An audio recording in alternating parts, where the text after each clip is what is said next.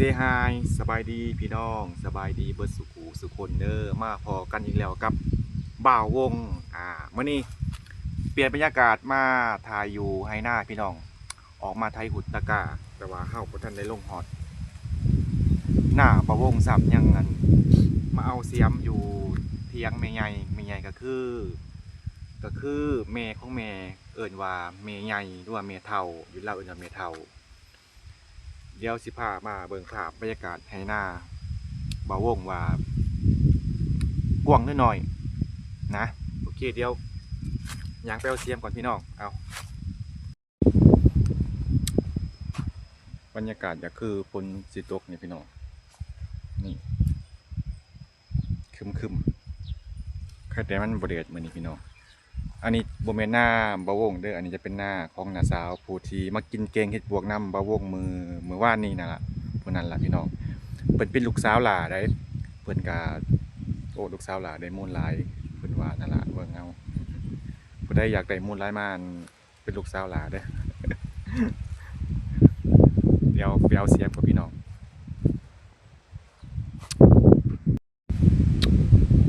บ่ค่อยแดดมื้อนี้พี่น้องครึมนี่มีก้อนเมฆหลายมื้อนี้แต่ว่า ก็คือแห้งอยู่พี่น้องนี่น้ำก็บ่มีหน้าบ่าวงจะอยู่ลังตีที่หนึ่งปู้จะบอกพี่น้องลังกระสีสีขาวนั่นเอาสูงไปแล้วมันสั่นอันนี้ก็บ่อยากสูงปานใดพูดลังสีขาวพี่น้องลังกระสีสีขาวพูดอันนี้จะเป็นหน้าของหน้าสาวบ่าวงแม่นเบิดเลยนี่เป็นเฮ็ดหน้าหลายพี่น้องเพิ่นมีลูกอยู่2คนแล้วก็เป็นกะเลี้ยงพ่อกับแม่เพิ่นก็คือแม่เฒ่ากับพ่อเฒ่าบ่าวงนั่นเองหรือว่าหยังก็ยายบ่ภาษาไทยเอิ้นว่ายายวันนี้บ่บ่อยากเข้าใจปานใดพี่น้องเพราะว่าเอิ้นต่างกันลาวกับไทยกล้องก็อยากสั่นนะบ่เป็นหยังก็ค่อยถ่ายไปก็ได้พี่น้องเดี๋ยวหยังมาเอาเสียมก่อนพี่น้องแต่ว่าต้นมะม่วงนี่ฮักกระดอกจอหมากก็มีน่าจะได้กินตอนดำนาพี่น้องนี่เพิ่นฮักกระจอหมากก็มีแต่ว่าซุ่มที่สุกแล้วนะก็มีคือกันพี่น้องมันหมากบ่สม่ำเสมอมันหมากจังไดวะหรือว่าเป็นน้ำแปดสองคนบ่พี่น้อง8 2 คนคือหยังวะผู้ใดฮู้8 2 คนบอกอันประวงนี่ได้พี่น้องเพราะว่าประวงก็บ่ค่อยฮู้เรื่องพวกนี้ปานใดแห้งแล้วก็แห้งฝนก็บ่ตกพี่น้องพูดหน่วยนั้นประวงเคยไปอยู่เด้อพี่น้องเคยขึ้นไปหาหน่อไม้กับดอกกระเจียวอยู่หาหน่อไม้หาเห็ดแต่ข้าวประวงยังน้อยพุ่นล่ะ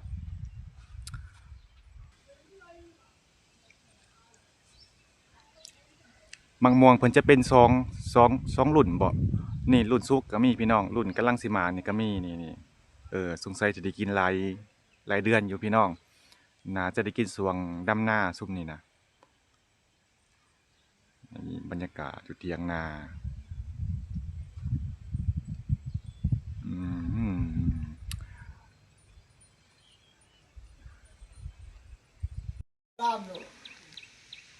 นี่พร้อมงอจะกู้เขาแล้วมั้ยยังมาตุยได้ลูกว่ะมาตุยกันเอาเลยนะ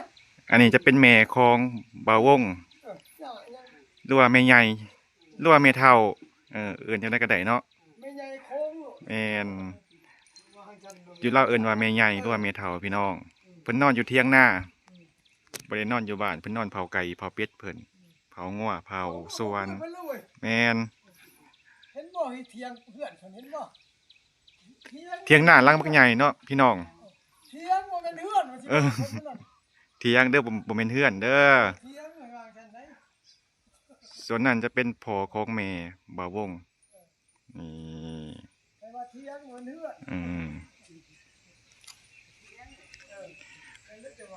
เพิ่นจะนอนเผาสวนเผา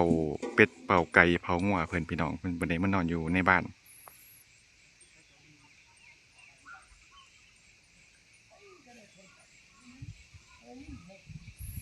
บ รยากาศคือเป็นตานอนเว้นพี่น้อง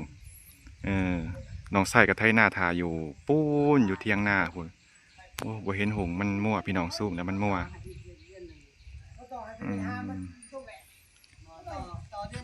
เพิ่นนอน2 เท่าเพิ่นพี่น้องอยู่2 เท่าเพิ่น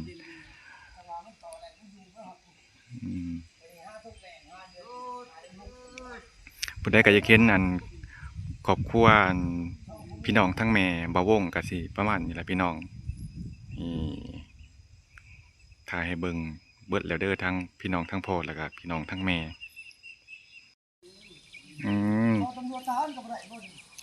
เป็ดหน่อยพี่น้องเอาไปเลี้ยงเนาะ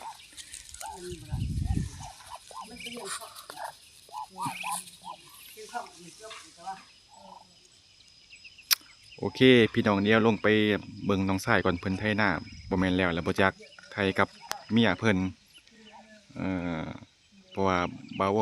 วงก็ออกมาสวยแหน่จักหน่อยเพราะว่าเขาไปในเมืองไปเฮ็ดธุระจักหน่อย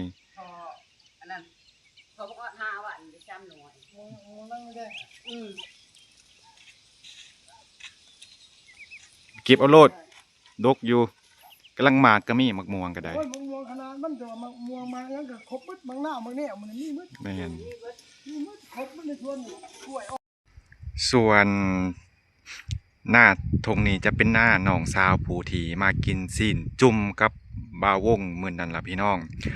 ผู้ที่เพิ่นเปิดร้านขายเสื้อผ้าที่บ่าวงพาไปเบิ่งมื้อนั้นล่ะนี่หน้าเพิ่นเป็นเถียงหน้าเพิ่นพี่น้องนี่จะเป็นหน้าทงเดียวกันพี่น้องแต่ว่าเพิ่นจะแบ่งให้ลูกเพิ่นแต่ละคนแล้วก็แต่ละคนนะส่วนหน้าบ่าวงเถียงหน้าบ่าวงแม่นอยู่โอ้ดิเห็นบ่พี่น้องนั่นเอ้าบ่แม่นเพิ่นถ่ายแล้วบ่หน้านะคือเห็นเงียบอยู่พี่น้องส่วนมาทงนี้จะเป็นหน้าอีกเจ้าจะเป็นหน้าของผู้ไม้แล้วอันนี้จะเป็นหน้าข้างๆหน้าคนข้างๆพี่น้องหน้าเพิ่นจะให้ใหญ่แต่ว่ากุ้งต้นกุ้งลายอะไรพี่ต้นกุ้งจะลายเป็นพิเศษนะตรงนี้ส่วนอันนี้เป็นหน้าปั๊บใหม่เพิ่นก็เลยไทยไว้เลยพี่น้องบัดพ้นตกมาจังเลยขาดดำเลยจะบ่ได้ไทยต่อเพราะว่ายังมันลมหน้ามันจะลมเพราะว่าใส่รถหน่อยเด้ใส่รถไถเดินตามไถถ้าไปไถตอนนั้นน้ำลายน่ะมันจะลมพี่น้องลำบากโอ้ไถหน้านี่มันลำบากอันนี้นะพี่น้อง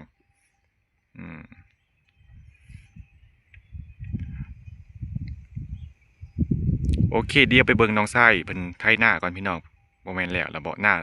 3 ไร่ดอกบ่หลายดอกพี่น้องเพราะว่าหน้าบ่วงกับบ่หลายแน่โอเคเดี๋ยวไปเบิ่งเพิ่นก่อน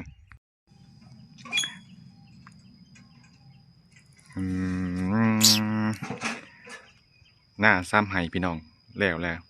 เฮ็ดแบบเร่งด่วนแบบตีนอันเล็กก็บ่เปลี่ยนแม่หน้าปลาล้วยบ่ได้เฮ็ดติปีนี้อ๋อเฮ็ดแต่หน้าตัวเองพี่น้องแบบเร่งด่วนบ่ใส่ติดเล็กเลยแล้วไวนี่จะเป็นน้องไส้ประวงเอง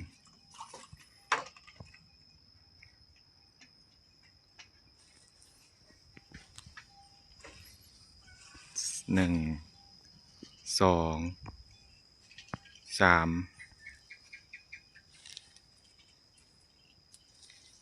บรรยากาศครึมๆพี่น้อง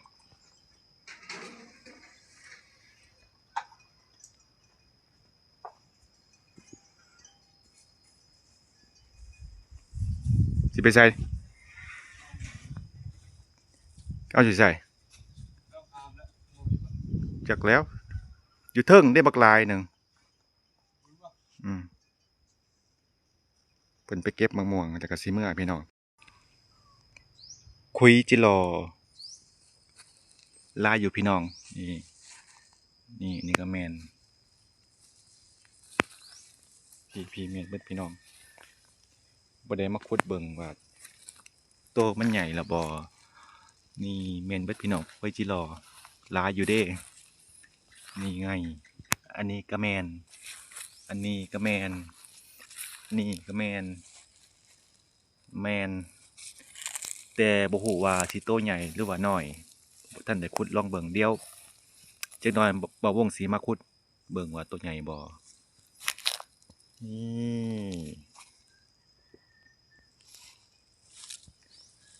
นี่จะเป็นหน้าบ่าวงพี่น้องโอ้ยอันพาแอมก็เริ่มคูเบิ่นแล้วพี่น้องมันแม่น10 ปีแล้วติ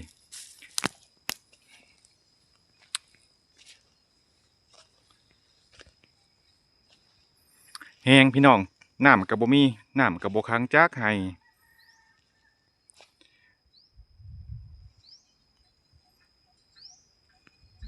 เดี๋ยวสิอันมาขุดเบิ่งจิรอก่อนพี่น้องว่าสิใหญ่แล้วหรือบ่โอเคเดี๋ยวไปขุดจิรอเบิ่งก่อนนี่เสียมก็เอามาเลยพี่น้องเดี๋ยวเฮาสิมาลองขุดเมฆจิรอเบิ่งว่าเพิ่นสิ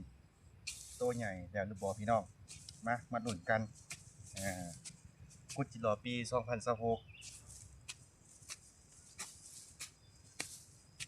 ขุดแมงจิรอไปใส่แกงหน่อไม้พี่น้องแต่ว่าบ่มีหูมันเอาอ๋อเห็นแล้วพี่น้องผู้เพิ่นเดี๋ยวมาลองขุดเบิ่ง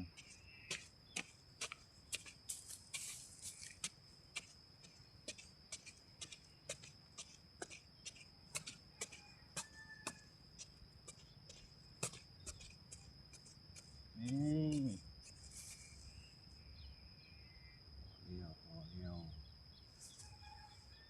กระโตใหญ่อยู่เด้นี่เดี๋ยวให้เบิ่งไกลๆพี่น้องนี่ได้อยู่เดี๋ยวขุดไปใส่แกงหน่อไม้กินเที่ยงพี่น้อง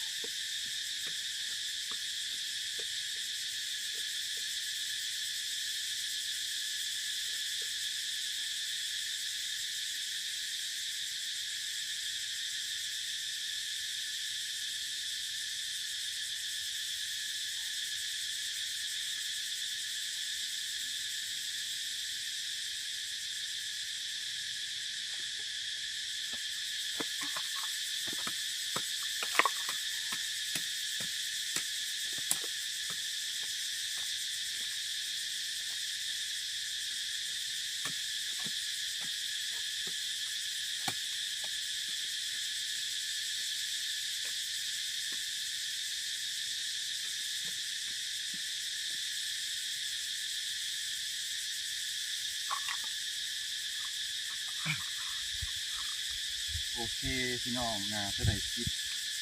บายกว่าโตโอเคเมื่อยเดี๋ยวไปหลอกเบิ่งไฟจุดสีพี่น้องโอ้ได้จิรอประมาณ20 โตพี่น้องโอ้บ่ไหวพออ่ะขุดพอเป็นหินเป็นคลองว่าไปเลยพี่น้องนี่หน้าบ่วงบ่ร้ายพี่น้องเดี๋ยวสิมาให้เบิ่งครับเริ่มต้นจากไฮต้นนี้ไฮทีบ่วงขุดจิรอนี่แล้วก็ไปเทียงหน้าตัวเทียงหน้าเห็นบ่เทียงหน้าบ่วงก็ลงไปนี่หอดตีนป่าตีนดอนนะเห็นบ่พี่น้องนานบนลายหน้า2 แถวพี่น้องได้ประมาณ60 กระเป๋า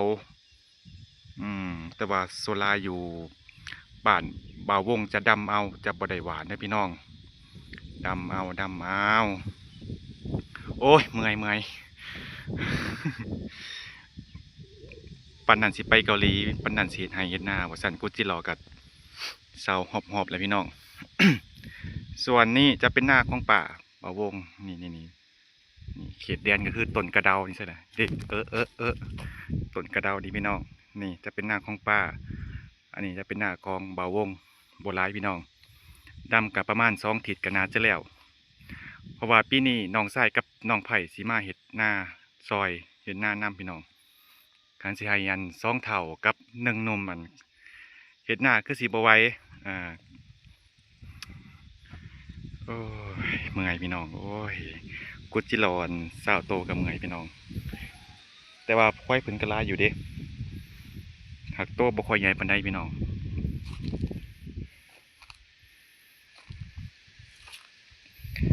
เอ้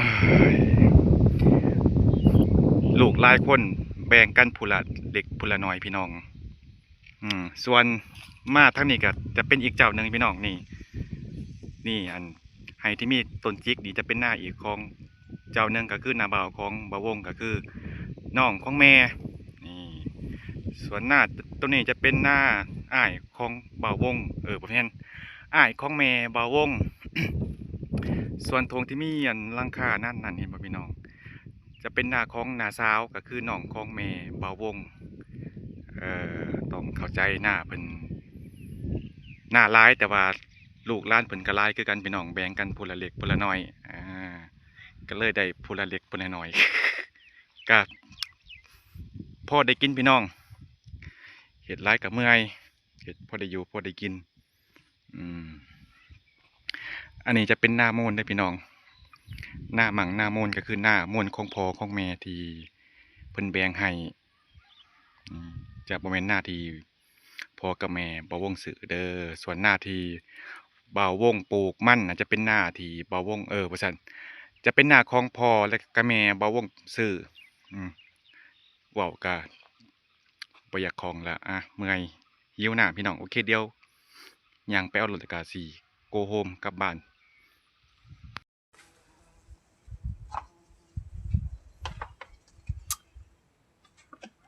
ว่าสิออกไปไถนาซอยน้องทรายแล้วก็มาไถให้พี่น้องเบิ่งบ่ทันซ้ำพี่น้องน้องทรายเพิ่นเก็บเรียบเบิด3 ไร่โอ้แต่ว่าหน้า3 ไร่ก็บ่หลายดอกน้องทรายกับน้องไผ่ก็เมื่อก่อนแล้วพี่น้องยังแต่บ่าววงจักหน่อยสิเมื่อนำหลัง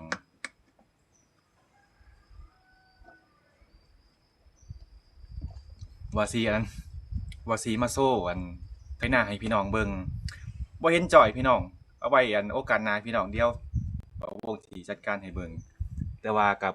บ่เก่งดอกพ่อทูๆไถๆไปพ่อเฮ็ดได้อยู่พี่น้องแต่ว่ากับบ่ได้ไถนานี่ห้วยประมาณ2 ปีแล้วบ่ก็พอได้อยู่ก็น่าจะได้นะมั้งเห็นหลายคอมเมนต์ถามว่าบ่าววงไถนาเป็นไหมเป็นอยู่พี่น้องก็ได้ครับบ่เก่งดอกแต่กับบ่ได้ซอยบ่ได้ซอยเล็กน้อยๆเนาะพี่น้อง จักหน่อยก็สิได้เดินทางกลับบ้านละอันนี้ก็ประมาณ10 โมง 11 โมงแล้วบ่น่าจะประมาณนั้นพี่น้องโอเคสุดท้ายนี้ก็ขอบใจ FC หลายๆเด้อที่เขามาติดตามคอมเมนต์กดไลค์กดแชร์เบิ่งคลิปบ่าววงแล้วก็ มาให้กำลังใจบ่าววงกับบ่าววงก็ขอบใจหลายๆพี่น้องขอบใจหลายๆก็สิพยายามปรับปรุงแก้ไขจุดใดมันบ่ดีก็สิแก้ไขไปจุดใดมันดีก็สิพยายามรักษามาตรฐานให้มันดีขึ้นไปพี่น้องโอเคเดี๋ยวพ้อกันใหม่คลิปหน้าสบายดีพี่น้องสบายดีเด้อบ๊ายบาย Let's go ไปแล้วไงกุจิรอ